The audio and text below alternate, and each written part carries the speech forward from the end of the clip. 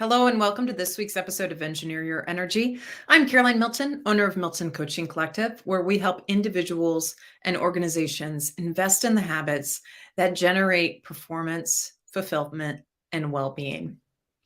In this week's episode, I want to talk about a story. This story occurred a couple of years ago as I was working with an individual client.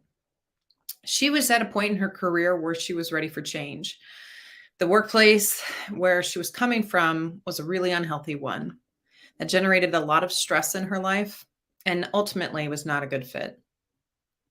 She was looking to make a big change, and she did. She moved from an in-office to a completely remote job working for an organization based out of New York City.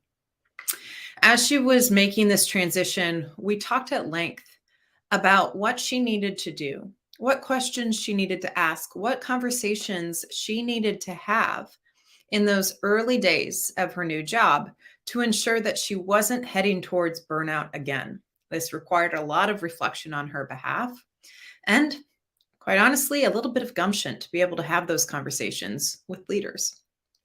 She was an excellent student. She set up all those meetings and she reported back to me a conversation that she had with her direct supervisor.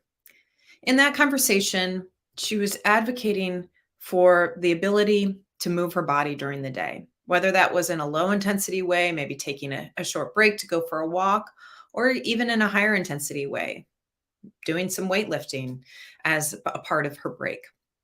Not only was her boss supportive of that, she also shared that every day she puts time on her own work calendar to go for a run.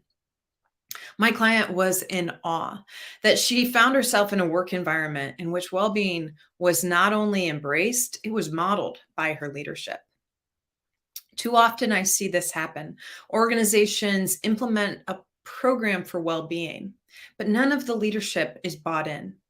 None of the leadership is showing up to trainings, to workshops, to activities, to challenges, to all of the different ways that employees want to seize opportunities to invest in their well-being, but fear that if they take their time and attention away from the to-do list, that there will be negative consequences. It isn't until we see leadership investing in this with their own time and attention that we truly start to trust that this is a way that we work. Now, you may think, oh, but taking time to prioritize wellness during the day, that's taking away from our opportunity to make money. But I will tell you this, that organization is now in a position where they're close to earning up to $30,000 with a new client because of that conversation I had. I was impressed with that organization, and now I refer that organization to other corporate clients that I work with, because I know that they prioritize well-being. And when there's a values alignment, it can mean new business, opportunities for growth for you and your organization. So this is my call to action for you, the leader. How will you model well-being for your employees in a visible way this week, this month, this year?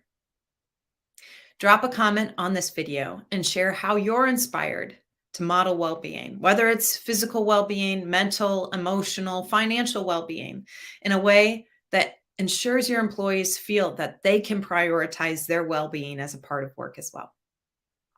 If you'd like to learn more about the services we offer at Milton Coaching Collective, head to this website right here, miltoncc.com, where you can learn about me, where you can learn about our services, and you can learn more about the mission that we're on to achieve gender equity in the world of STEM. Thanks for tuning in. I'll see you next Thursday, same time, same place. If you haven't already, make sure you're following us to stay on top of each of our weekly content.